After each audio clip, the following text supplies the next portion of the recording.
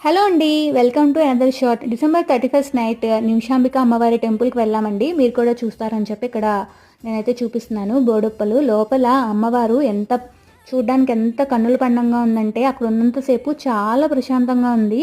తర్వాత అయితే మా ఫ్రెండ్ వాళ్ళ ఇంటికెళ్ళామండి. సుచిత్ర వాళ్ళ ఇంటికి. బీయింగ్ సుచిత్ర ఉంది కదా! వీళ్ళైతే చెస్ ఆడుతున్నారు. అన్యన్, సుచి, శ్రీకర్. నాది మాత్రం ప్రేక్షక పాత్రనే. నాకైతే రాదు చెస్ ఆడటం. వీళ్ళు ఎంతమందికొచ్చు చెస్ ఆడటం.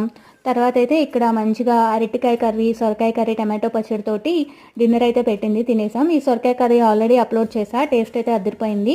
తర్వాత అయితే న్యూ ఇయర్కి కేక్ కట్ చేద్దామని ఇంట్లోనే కేక్ అయితే బేక్ చేసింది.